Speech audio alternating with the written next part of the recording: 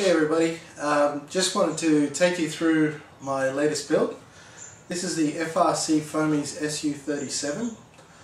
It's another Russian jet that I've built. This is probably one of the smallest ones that I've ever built.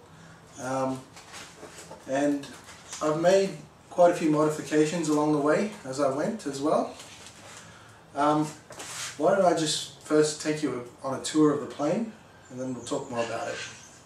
Okay, so this is the FRC Foamies Su-37. So the FRC Foamies guys designed this plane, and I've made it out of 6mm Depron, which is the standard build material for this plane. But what I wanted to do with this plane was to make it a real powerhouse. So I've used here, this is the NTM prop drive 2700 kV motor. It is quite powerful, but also quite heavy.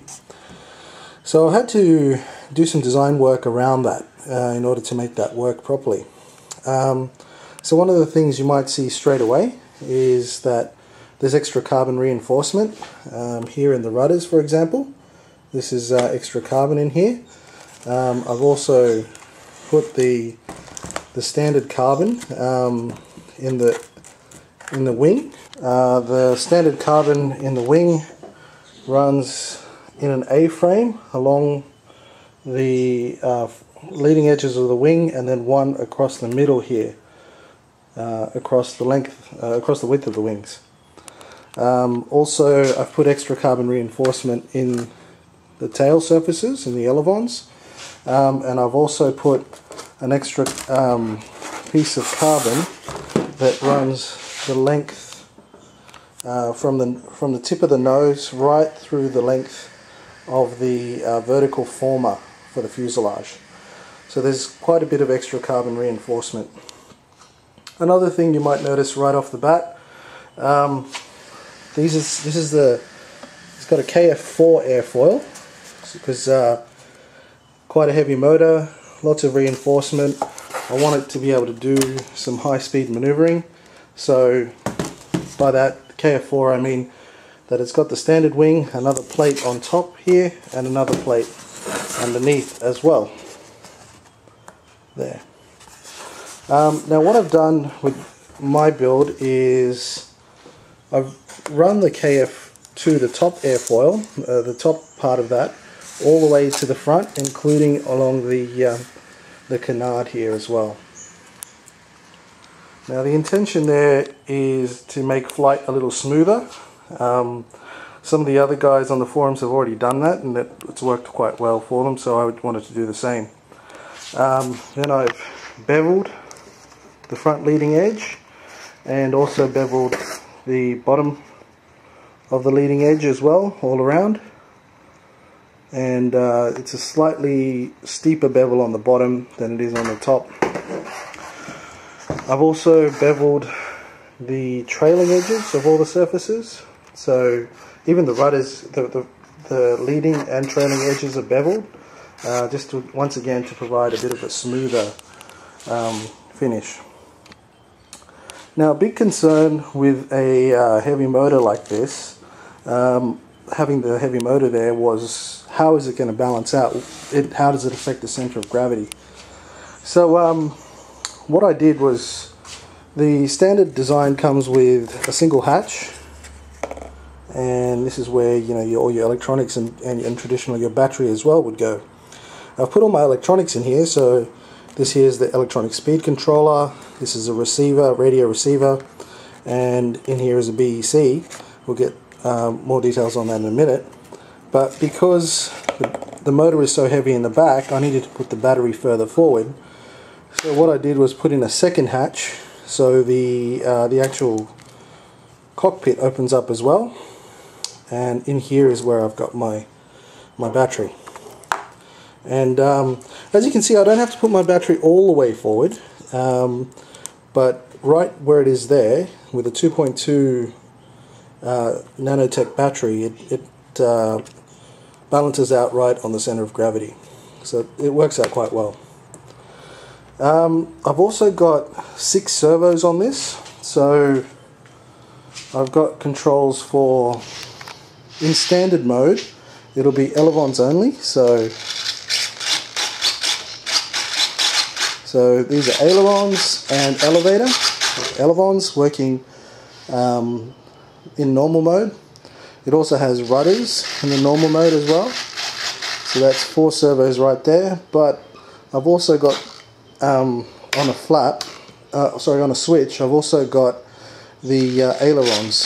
So if I want some extra maneuverability, I can switch that on and use ailerons in addition to the elevons. The flip of another switch, I've also got spoilerons. So the ailerons both go up and work as spoilers.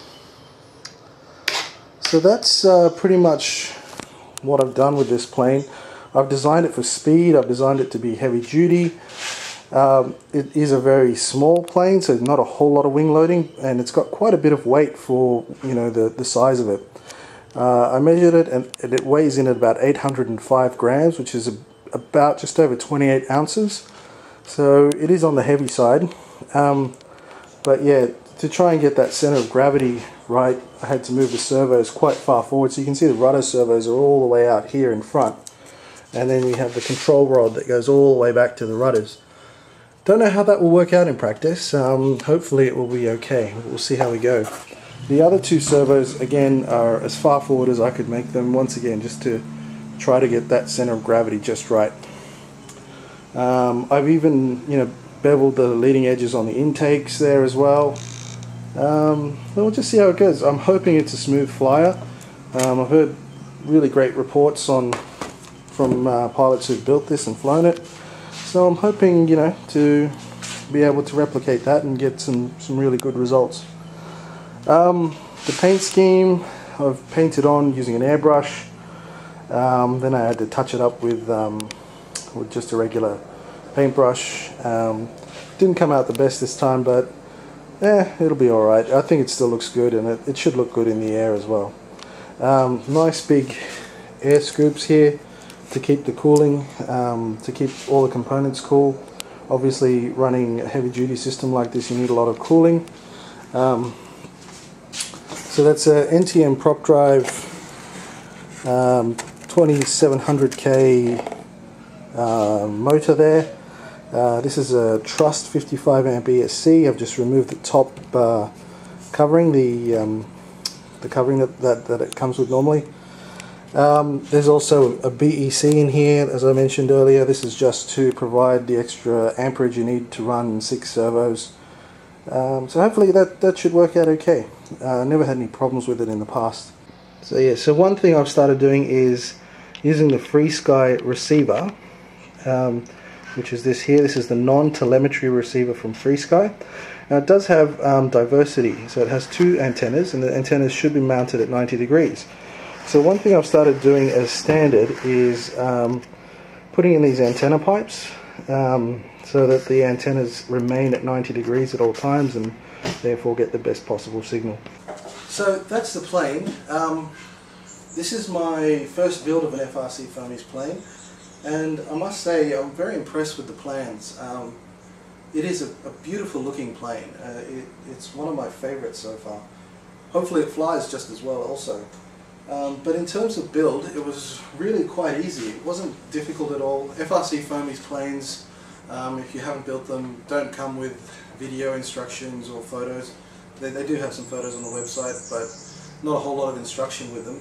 But really, I don't think you need them. This thing goes together very nicely, quite easily, and I didn't really have any problems at all. So I'd highly recommend their planes, and especially like the plans for this. This is their most popular plan, and it's, you know, available for free, so can't go wrong. It's brilliant. I really enjoyed building this. The actual build of the airframe I finished in just a couple of days. It was really straightforward. What took me forever was the painting, and didn't come out too great on this plane this time, but it's not bad. It should still look decent in the air, and should still, you know, provide a high contrast so that I know which orientation I'm flying in. So that's it really. That's the plane. maiden yet to come. So hopefully it will all go well and you'll see it on YouTube fairly shortly after this video. Cheers.